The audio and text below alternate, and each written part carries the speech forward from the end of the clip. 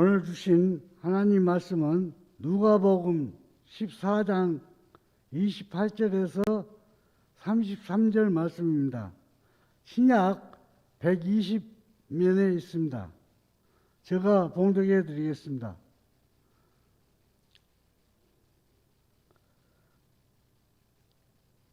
너희 중에 누가 망대를 세우고자 할진대 자기의 가진 것에 준공하기까지 족하는지 먼저 앉아 그 비용을 계산하지 아니하겠느냐. 그렇지 아니하여 그 기초만 쌓고 능히 이루지 못하면 보는 자가 다 비웃어 이르되 이 사람이 공사를 시작하고 능히 이루지 못하였다 하리라. 또 어떤 임금이 다른 임금과 싸우러 갈 때에 먼저 앉아 1만 명으로서 저 2만 명을 거느리고 오는 자를 대적할 수 있을까 헤아리지 아니하겠느냐. 만일 못할 터이면 그가 아직 멀리 있을 때에 사신을 보내어 하친을 청할지니라. 이와 같이 너희 중에 누구든지 자기의 모든 소유를 버리지 아니하며 능히 내 제자가 되지 못하리라. 아멘.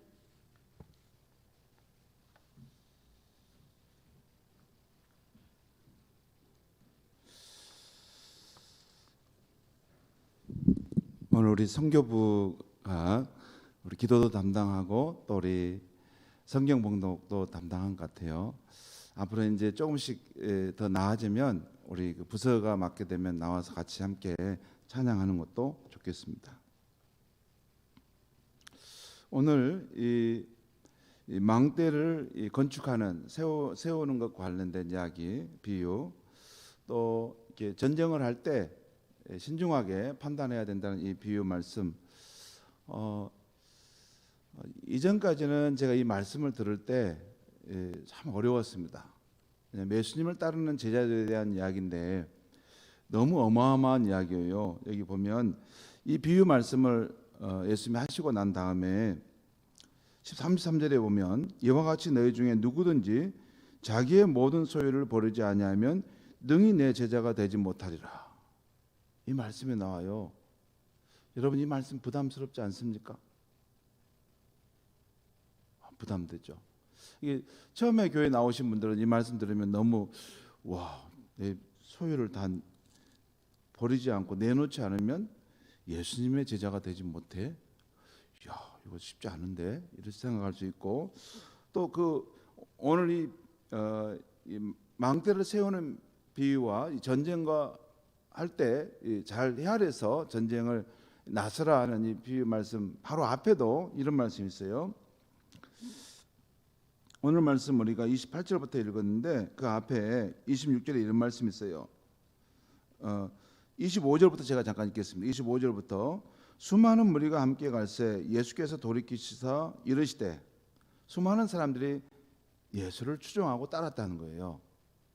예수를 따라가니까 덕볼 일이 많이 있었습니다. 왜냐하면 오병이어 기적을 통해서 먹을 것도 때때로 주시고 또 병든 사람들도 고쳐주시고 또 좋은 말씀도 해주시니까 예수를 따르는 거 참 좋네. 그래서 또 예수님이 하나님 나라 이 땅에 세운다는데 저분을 따라가서 정말 하나님 나라가 이 땅에 그런 세워질 때 나도 좀 이 덕을 봤으면 좋겠다. 이런 사람들도 많이 있었던 것 같습니다. 그래서 많은 무리들이 예수님을 따라갔는데 그때 예수님께서 너희가 나를 따르려고 한다면 제대로 알고 나를 따라야 한다.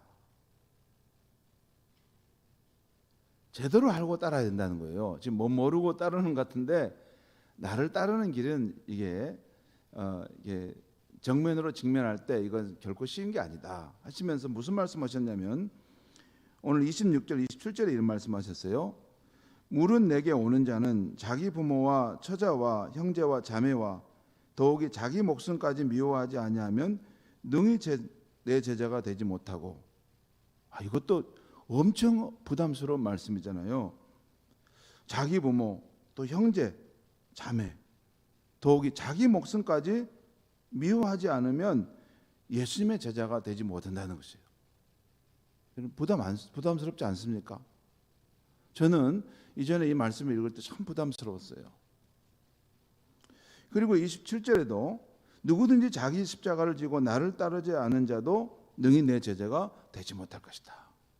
이 말씀은 다른 마태, 마가복음의 본문에 보면 이런 표현이 나와요. 자기를 부인하고 자기 십자가를 지고 나를 따르지 아니하면 내 제자가 되지 못한다. 그러니까 예수님을 따를 때 자기 십자가를 진다는 것이 뭘까? 김동호 목사님 그렇게 해석한 걸 봤어요. 여기 자기를 부인하고 자기 십자가를 지지 않고는 나를 따를 수 없다라고 할 때 이게 지금 같은 의미라는 거예요. 뭐 자기 부인이 있고 자기 십자가가 따로 있는 게 아니라 이게 다 같이 예수님을 따르려면 자기를 부인해야만 예수를 따를 수 있다는 것이에요. 이 십자가를 진다는 것은 자기 십자가 그런 의미를 또 한 번 더 강조했다고 하는 표현으로 하는 걸 봤어요. 뭐 그렇게 해석할 수도 있고 또 각각 자기를 부인하는 것과 자기 십자가를 지는 걸 따로따로 해석할 수도 있어요. 아무튼 예수를 따르는 제자의 삶에는 지금 사람들이 막 이렇게 몰려가면서 예수님을 따라가잖아요. 너희가 나를 따르는 것이 좋은가 본데 또 나를 따르는 것을 너희들이 참 이렇게 즐거워하고 따라오는데 제대로 알아야 되는데 나를 따르려면 자기를 부인하지 않고는 나를 따를 수 없다. 이 말씀을 예수님이 하신 거예요. 예수님이 여러분 이 땅에 오셔서 하신 일이 뭐예요? 십자가를 죽으시고 다시 부활하신 것도 하셨지만 예수님의 가르침의 가장 중요한 주제는 하나님 나라였어요. 예수님이 하나님 나라를 이 땅에 세우는 것을 위해서 그 일들을 추진해 가셨는데, 그러니까 이 하나님 나라를 세우려고 하는 예수님을 따르려고 하는 사람은 자기를 부인하는 그 일이 없이는 하나님 나라가 세워질 수 없다는 것이에요. 여러분, 이 말씀 부담스럽지 않습니까?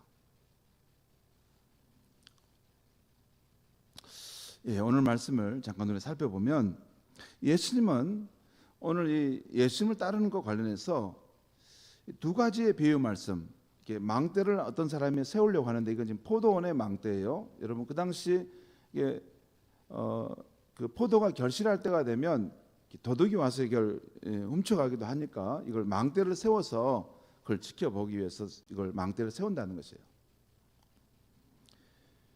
근데 이 망대를 세우는 이 비유 이야기와 또 전쟁을 하러 갈 때 이걸 잘 생각해 봐야 된다. 이 전쟁에 과연 승리할 수 있겠는가 생각해 보고 가라는 것을 말하는 이 비유는 뭘 말하려고 하냐면 예수님을 따르려고 하는 사람은 먼저 지불해야 할 대가를 따져보아야 된다는 것을 말씀하고 있는 것이에요.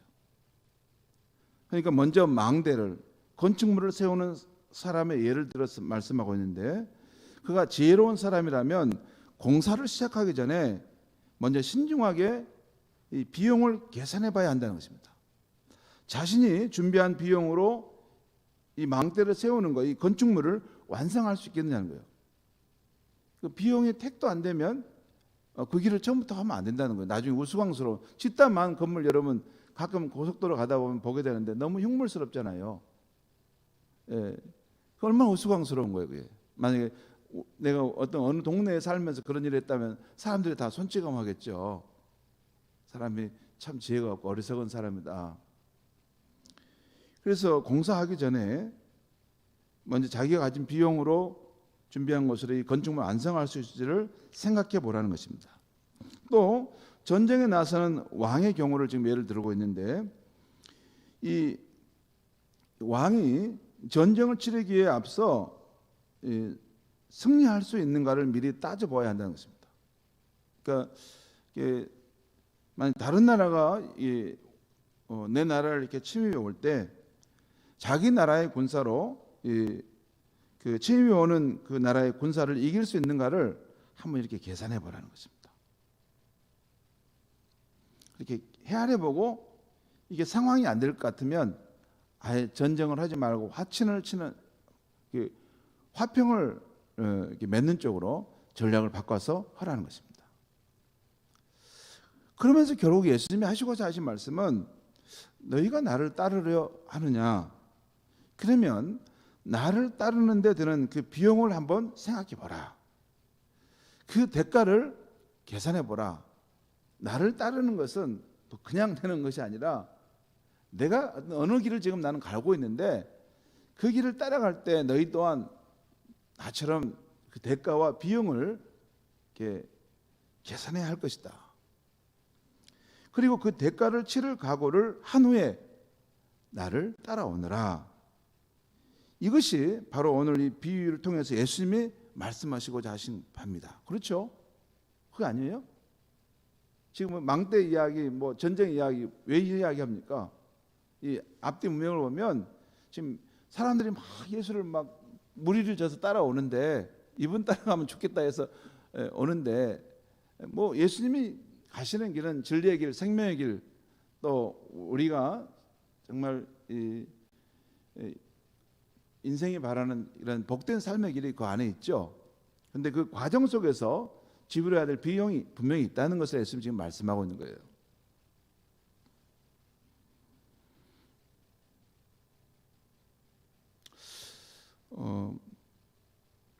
그 당시 수많은 무리들의 둘러싸여 예수님께서 지금 예루살렘으로 가고 있었습니다. 여러분 예루살렘에 갈 때 그 당시 많은 사람들은 예수님에 대해서 잘못된 기대를 갖고 있었어요. 여러분 실제 그랬습니다. 예수님의 제자들인 베드로나 야고보와 사도 요한 같은 경우도 잘못된 생각을 가지고 있었어요. 예수님이 이제 예루살렘 올라가시면 하나님 나라를 이루게 되면 우리를 좌편에 우편에 앉는 그런 인물로 되게 해주십시오. 그렇게 하지 않았습니까? 그러니까 예수님이 예루살렘에 가시면 그 당시 그 로마 세력을 무찌르고 하나님 나라를 세우시고 왕이 되실 것이라는 생각을 그 당시 사람들은 갖고 있었습니다. 왜냐하면 그 당시 유대인들은 이 로마의 압제 가운데 있었거든요. 우리가 마치 일본의 이런 압제 속에서 36년을 보냈던 것처럼 이런 사람들에게 예수님은 하나님 나라는 그렇게 세워지는 것이 아니라는 것입니다. 오히려 자기를 부인하는 사람에 의해서 세워지는 것이라는 것을 오늘 맥락에서 말씀하고 있는 거예요. 오늘 예수님의 두 비유는 우리가 예수님을 따르는 참 제자가 되려면 먼저 비용을 계산해야 한다는 것입니다. 곧 그리스도를 따르기에 앞서 그 치러야 할 비용과 희생하여야 할 것을 고려해 봐야 된다는 거예요. 그렇다면 그 치러야 할 비용은 어떤 것일까요? 사람마다 좀 다를 겁니다. 지위고하를 우리가 차이가 있죠. 또 빈부귀천의 차이도 있어요. 그러니까 각 사람이 부름받은 삶의 자리에서 치러야 될 비용은 조금씩 다를 수 있죠. 종으로서 부름받은가 또 그 당시 어느 주인으로서 부름받으면 다르죠. 좀 다를 겁니다. 그러나 적어도 모든 사람이 치러야 할 가장 중요한 비용이 있어요. 그것은 공통적인 것인데 두 가지입니다. 첫째는 예수님을 따르려고 하면 우리 주 예수님을 최우선 순위로 모셔야 한다는 것이에요. 오늘 누가복음 14장 26절에 울은 내게 오는 자는 자기 부모와 처자와 형제와 자매와 더욱이 자기 목숨까지 미워하지 아니하면 능히 내 제자가 되지 못하고 이 표현이 있어요. 여기서 뭐 예수님을 따를 때 이걸 미워한다 이런 뜻은 아닙니다. 이걸 완화된 표현인데 이것을 뭐냐면 그 예수님을 따르려고 한 사람은 자기 부모, 형제, 또 처자, 더욱이 자기 자신까지도 보다도 예수님을 더욱 사랑해야 한다는 거예요. 예수님을 사랑하는 것, 예수님께 헌신하는 걸 최우선 순위로 두어야만이 예수님의 제자가 된다는 것입니다. 또 오늘 이 비유 말씀 바로 다음에 누가복음 14장 33절에 보면 이와 같이 너희 중에 누구든지 자기의 모든 소유를 버리지 아니하면 능히 내 제자가 되지 못하리라. 이 말씀도 예수님을 따르려고 하는 사람은 자기가 가지고 있는 어떤 물질이나 소유보다도 예수님을 가장 최우선순위로 두어야만이 예수님이 따르는 길에 동행할 수 있고 예수님이 주시고자 하시는 또 약속하신 그런 진리와 생명 또 축복을 그의 삶에 누리게 된다는 것입니다. 그러니까 결과만을 생각할 수는 없고 그 따르는 과정 속에 치러야 될 분명한 대가와 희생이 있다는 것입니다. 그것은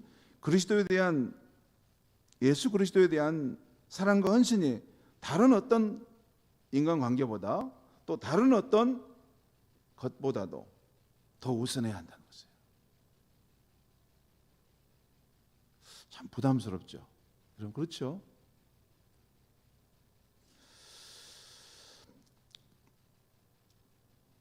또 하나 이게 보면 첫 번째 치러야 될 예수님을 따른 사람이 치러야 될 이 비용은 예수 그리스도 이미 그분은 이제 십자가에서 우리 인류의 속죄를 이루시고 또 부활하셨고 3일 만에 부활하셨고 지금 역사의 주로서 세상을 통치하시는 분이시죠. 그래서 그분이 우리 인생의 주가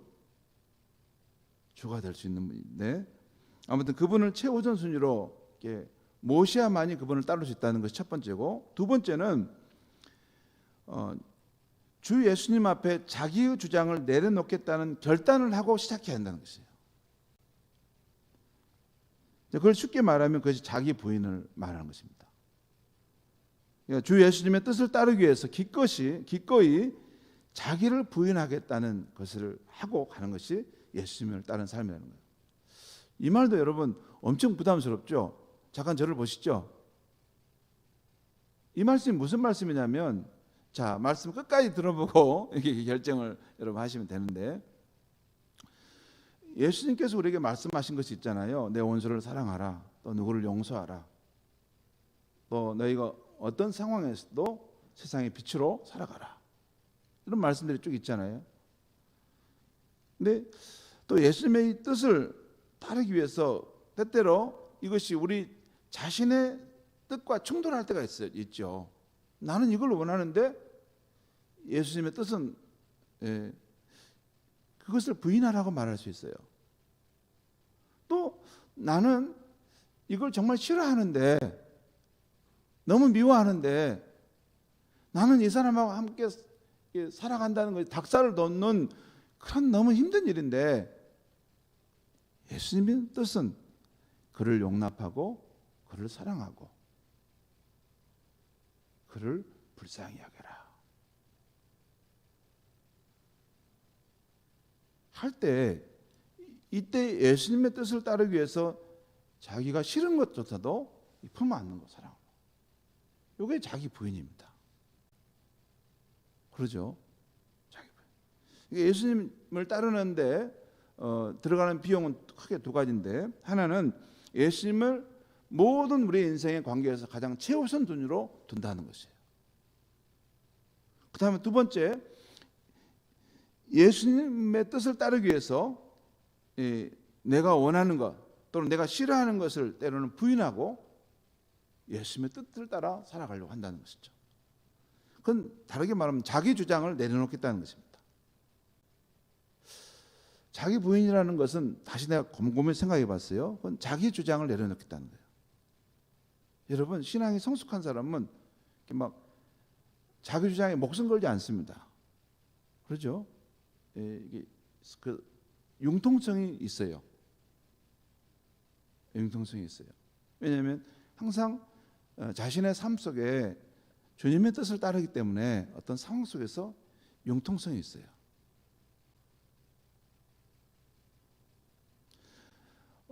절대 진리는 예수 그리스도이지 뭐 내가 아는 어떤 지식이 절대 진리다 이렇게 말하지 않습니다. 여러분 제가 이렇게 성경을 읽고 또 학문을 하고 이렇게 많은 지식을 쌓아가면서 발견한 것은 우리가 안다는 것이 과연 뭘 안다는 것인가 생각이 많이 들었어요. 요즘에 우리가 잘 모릅니다. 내가 예수님에 대해서 안다고 하는 것이 정말 압니까? 생기 빠진 예수를 알고 있을 뿐이에요. 생기 빠진 예수 압니까? 박제화된 예수를 알 뿐이에요. 화석화된 예수를 알 뿐이에요. 정말 생기 있고 살아있는 예수를 나는 모를 수 있습니다. 생기 있고 살아있는 예수를 알면 내 삶이 그렇게 무기력하고 빛이 없는 삶이 되지 않아요. 생기 있는 예수 그리스도를 내가 알고 있는 사람은 삶에 능력이 있고 삶에 영향력이 있고 삶에 맛이 있고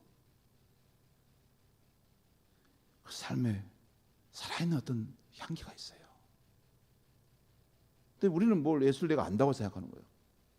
그것은 지식적인 예수를 어떤 교리화된 예수를 내가 알고 있는 거예요. 아닙니다. 예수님은 우리가 기독교의 예수님은 2000년 전에 우리를 위해서 좋은 일 하다 죽으시고 끝난 분 아닙니다. 죽으셨지만 3일 만에 그 무덤을 이기시고 다시 부활하셨어요. 여러분, 교인이 왜 교회가 존재하는지 아십니까? 교회의 첫 번째 출발점은 죽음을 이기고 부활하신 예수를 보면서 저분이 하나님의 아들이던 것을 사람들이 본 거예요. 놀란 거예요. 그러면서 그를 믿고 따르는 사람들이 생겨나면서 기독교가 시작됐고 그 믿고 따르는 사람들이 퍼져가면서 교회가 온 세상에 퍼져갔던 것입니다. 교회의 신앙의 근원은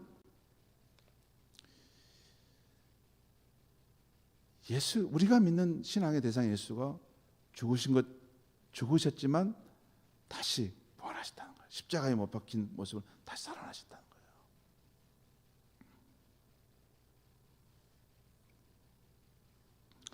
그 예수님을 우리가 예수님의 뜻을 따르기 위해서 지금도 그분이 성령 안에서 우리 삶을 다스리시고 인도해 가시는데 그걸 따르기 위해서 자기를 부인하는 것, 그것이 예수를 따르는 제자가 갖춰야 될 두 가지 비용이라는 거예요. 예수를 넘버원, 내 삶의 최고의 우선순위로, 또한 예수를 따르기 위해서, 그 뜻을 따르기 위해서 내 자신의 원하는 것과 싫어하는 것을 부인하는 것. 물론 이렇게 우리가 전적으로 예수님의 명령을 따르는 것은, 이 복종은 결코 노예가 주인에게 또 신하가 정복자인 폭군에게 하는 비참한 복종이 아닙니다. 기독교에서 예수를 나의 주님으로 믿는 것은 사랑의 동기에서, 그분이 나를 아낌없이 사랑하시 주셨다는 그 사랑의 감동에서 우리 또한 그분을 자발적으로 따르고 순종하는 것입니다. 에이브라함 링컨 대통령의 이야기예요. 그가 노예 시장에서 곧 팔려 나가게 될 흑인 노예를 보게 되었습니다. 그가 그 흑인 노예를 가엾게 여겨서 그 노예 값을 지불하고 그녀를 샀습니다. 그리고 그녀에게 자유의 증서를 써서 주었어요. 자, 이제 너는 자유다. 소녀는 놀라서 말했습니다. 내가 자유라고요? 내가 원하는 대로 아무 데나 갈 수 있다고요? 여러분, 우리가 노예가 안 돼봤기 때문에 우리는 이 감을 못 느낀데, 저는 군생활하면서 그런 감을 몇 번 느꼈어요. 군생활하면 자기 마음대로 어디 못 갑니다. 장로님 그렇죠? 모든 군인은 다 밥 먹으러 갈 때도 줄 떠서 가야 되고, 이렇게 뭡니까? 잠잘 때도 이렇게 줄 서서 딱 준비하고 해야 되고, 어디 길을 갈 때도 줄 서서 다니지 혼자는 다니는 거 없습니다. 야, 자유가 없는 사람이 이런 거구나. 제가 그때 정보과에서 근무했는데 밤에 밤 늦은 시간에도 저는 밖에 가서 보초를 서지 않고 그 작전 본부에서 일직 사관과 함께 그것을 쓰고 했는데, 근데 이제 밤에 이렇게 일을 끝나고 바로 가서 잔 게 아니고 그 자유로운 삶을 누리고 싶어서 밤에라도 좀 더 사무실에 가서 앉아 있고 다른 것도 해보고 글도 써보고 또 한 번 더 걸어 다니고 그랬어요. 자유가 이렇게 중요해요. 근데 이 소녀가 내가 자유라고요? 내가 원하는 대로 아무 데나 갈 수 있다고요? 그럼 정말 그렇단다. 그녀는 자신을 노예 신분에서 해방시켜준 그분에게 너무 감사하면서 이제는 제가 당신을 영원히 주인으로 섬기며 따르고 싶습니다 하는 거죠. 그녀는 더 이상 법적으로 노예가 아니지만 이제 그녀의 마음은 자신에게 참 자유를 주었던 그분에게 사랑의 동기에서 자발적으로 복종하겠다고 한 것입니다.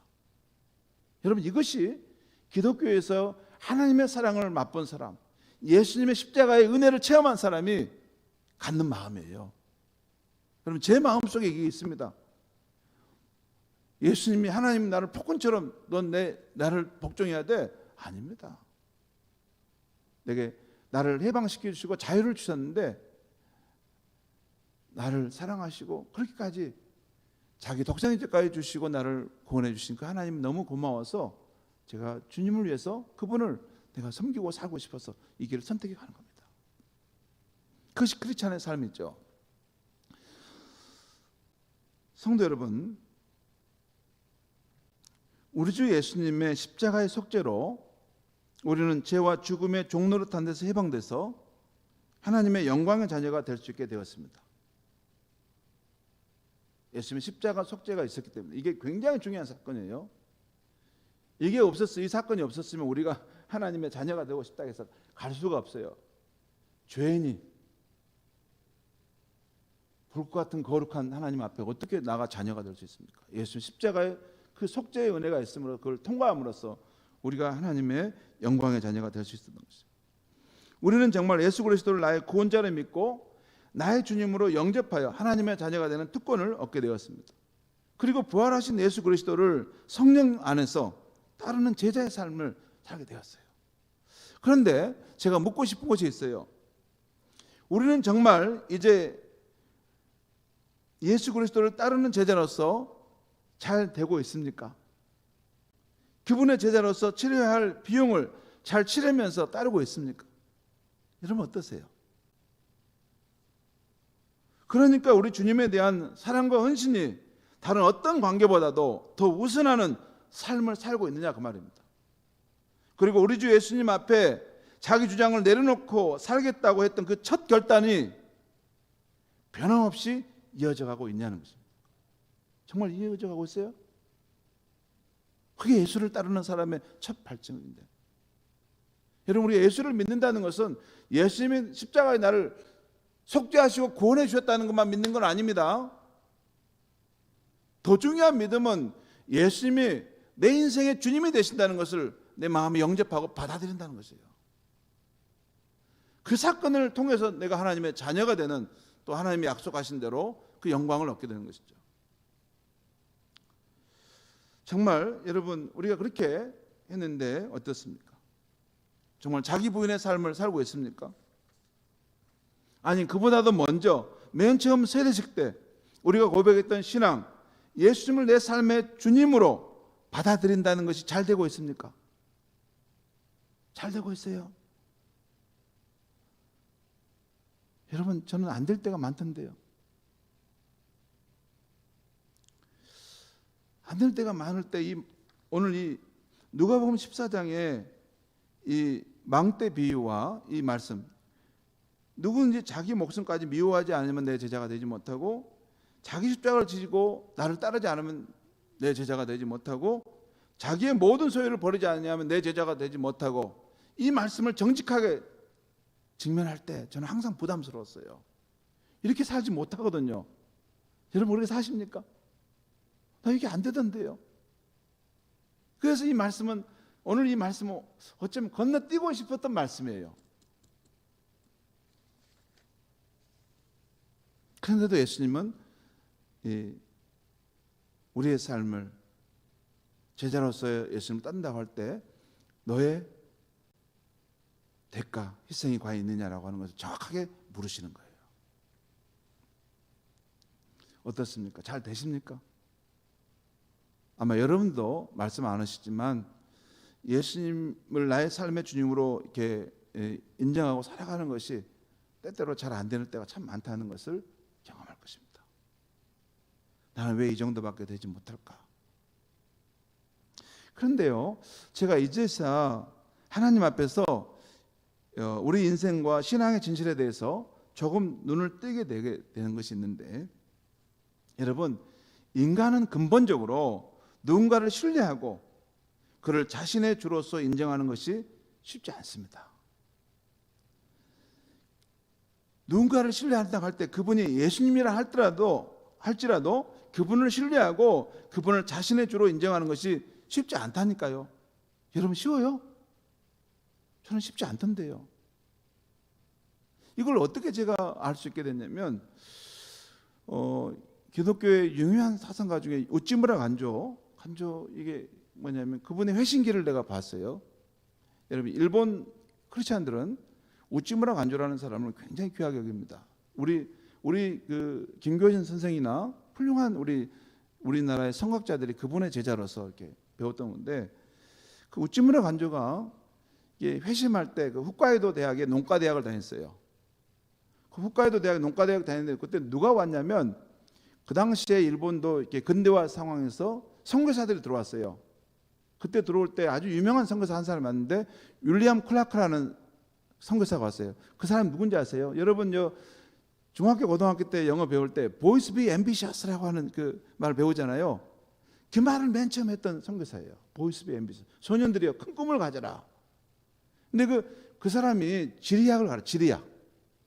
그래서 선교사를 와가지고 일본에 복음을 전하는데 그때 그 우찌무라 간조를 비롯한 젊은 이제 청년들을 학문을 그 서양식 과학 학문을 가르치면서 동시에 기독교의 신앙을 가르쳤던 거예요. 근데 다 사람들이 자기 친구들은 다 그 예수님을 믿고 자기 삶의 주님으로 예수를 영접하는데 우찌무라 간조만 제일 마지막에 끝까지 그걸 안 믿으려고 피했어요. 그런데 마지막에 그걸 받아들였는 거예요. 그런데 제가 그분뿐만 아니라 제가 자주 말하는 이 미국의 심리정신의학자인 스카펙 박사도 그가 예수를 믿게 된 것이 꼭 내가 너무 좋아서 즐거운 마음으로 이렇게 믿은 게 아니라는 거예요. 그분들이 아마 실험적인 정신이 강해서 그런지 예수를 하나님을 믿는 것을 처음에는 어렵게 생각했는데 어떤 계기를 통해서 그분은 꿈에 하나님께서 하나님 만나는 그런 몇 가지 그 중요한 사건을 어떤 경험하게 하시면서 예수를 만났어요. 그건 제 자신의 경우도 그렇습니다. 여러분 제가 예수님을 받아들일 때 제가 29살 때 예수님을 이렇게 제가 받아들였어요. 마음에 주로. 정말 예수님을 나의 십자가에 나를 구원하기 위해서 죽으신 분이시고 다시 또 부활하셨는데 성령으로 내 마음속에 오시는 분임을 내가 진정으로 받아들였어요. 그런데요. 그건 그거고 제가 진정으로 예수 그리스도를 정말로 내 삶의 주님으로 인정한 것은 그 후로 한 12년 정도 12, 13년이 지난 다음에 그랬어요. 그때 무슨 사건이 있었냐면 제 삶에 제가 목사 일을 그만둬야 되겠다라고 할 만큼 제 목회 일이 힘들고 어려울 때가 있었습니다. 그래서 제가 그때 정말 하나님 살아계신 분이면 저를 한번 꼭 만나 주십시오. 그 과정을 거쳤는데 그때 제 마음속에 그때 하나님과 어떤 길을 가면서 분명하게 그때 그분을 내 삶의 주님으로 내가 그럼 인정하겠습니다 하는 이 과정이 있었어요. 그러니까 무슨 말씀을 드리자고 하냐면 예수님을 내 인생의 주님으로 내 삶의 주님으로 이걸 받아들이고 인정한다는 거 이게 참 쉬운 게 아닙니다. 쉬운 게 아니에요. 그리고 또 하나 중요한 것은 예수 그리스도를 성령 안에서 내 삶의 주님으로 인정해가는 과정이 있어야 되는데 이것은 우리 인생의 일생 동안 겪게 되는 과정이라는 거죠. 여러분 예수님을 내 인생의 주님으로 받아들이는 것도 쉽지 않아요. 그런데 우리가 하나님의 은혜로 이걸 어느 순간에 이제 깊이 받아들이게 됩니다. 그렇지만 그것으로 머무르지 않고 그 과정이 계속해서 더 깊어져 간다는 것이죠. 무슨 말씀이냐면 하나님의 말씀과 기도를 통해 주 예수님과 인격적인 관계가 더 깊어지면서 점점 더 주 예수님에 대한 사랑과 헌신이 다른 어떤 관계보다 더 우선하는 삶이 되어가는 것입니다. 또한 예수님의 뜻을 따르기 위해 기꺼이 자기 부인의 삶을 살아가게 된다는 거죠. 여러분, 여기서 중요한 것은 그러니까 관념적으로 내가 예수님을 나의 주님으로 인정해야 되겠다, 그래서 되는 게 아닙니다. 그게 아니고 하나님의 말씀과 기도를 통해서 늘 주님을 추구하는 삶을 살아가는 과정이 이렇게 계속 진행돼 가면서 그 인격적인 관계가 더 깊어져 가는 거예요. 제가 말씀드렸죠. 이게 전혀 다른 남녀가 만나서 이렇게 부부로 살아가면 서로의 삶에 대한 더 깊은 삶이 이루어지지 않습니까? 그러면 서로에 대한 헌신도 더 깊어져 가지 않나요? 마찬가지입니다. 예수님도 내가 인격적으로 말씀과 또 기도를 통해서 그분을 늘 매일매일 경험해 갈수록, 야, 이분이 정말 내 삶에 가장 귀한 분이시구나, 이분 없이는 나는 살 수 없겠구나 하면서 그분에게 내 삶의 우선순위가 계속 더 많은 점수가 들어가는 것입니다. 뿐만 아니라 그 예수님을 따르기 위해서 내가 내 삶을 부인하는 것도 점차적으로 선택하게 되고 그 영역이 내 삶에 확장돼 가는 것입니다. 그게 신앙의 진실입니다. 그 신앙의 진실. 그리고 그렇게 살아갈 때 오늘 34절의 말씀 보면 이런 표현이 나와요. 소금이 좋은 것이나 소금도 만일 그 맛을 잃으면 무엇으로 짜게 하리요. 여기 보면, 그러니까 우리가 정말 말씀과 기도로 예수님과 인격적인 관계 속에서 더 깊어져 가고, 우리의 삶이 정말 예수님에 대한 사랑과 헌신으로 더 나아가고, 또한 예수님을 따르기 위해서 내가 기꺼이 자기 부인의 삶을 살아가게 될 때 좋은 소금으로 세상에 맛을 내고 유익을 끼치는 사람이 되어간다는 거예요. 근데 반대로 우리가 주님을 따르기 위한 대가와 비용을 지불함이 없이 또 자기 부인함이 없게 되면 우리가 세상에 소금이 되도록 부름받았을지라도 세상에 맛없는 소금으로 존재할 뿐이라는 것이에요. 여러분, 오늘 저녁에 짧게 제가 두 가지만 말씀드리겠습니다. 오늘 예수님을 내 삶의 주님으로 받아들이고 또 그렇게 주님과 함께 하나님 나라를 경험해 가는 것이 우리의 삶인데, 이게 실제 쉽지 않다는 것입니다. 사실 쉽지 않은 것이에요. 우리가 이미 주님을 받아들였다 하더라도 정말 주님이 내 삶에 온전한 주권을 가진 것은 아직도 지금 온전히 이루어지지 못한 면이 있습니다. 그런데 그것이 가능해지는 것은 뭐냐면 말씀과 기도를 통해서 예수님과 인격적인 관계를 깊이 이렇게 이루어져 가게 되면 어느 순간 내 삶에 예수님이 가장 최우선순위가 되어져 가고, 또한 예수님의 뜻을 따르기 위해서 나도 모르게 자기를 부인하는 삶이 가능해진다는 것입니다.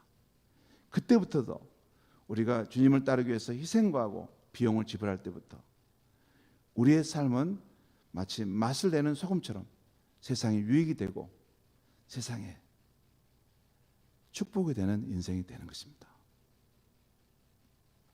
저는 예수님을 따르는 길이 참 좋습니다. 그리고 계속해서 예수님을 더 깊이 내 인생의 주님으로 정말 경험해 가면서 제 자신이 맛 좋은 소금으로 내 주변에 있는 사람들에게, 세상 사람들에게 그런 선한 영향을 미치는 삶이 되었으면 좋겠습니다. 여러분도 그런 신앙의 길, 주님을 따르는 제자의 길로 더 힘차게 함께 나아가시면 좋겠습니다. 기도하겠습니다.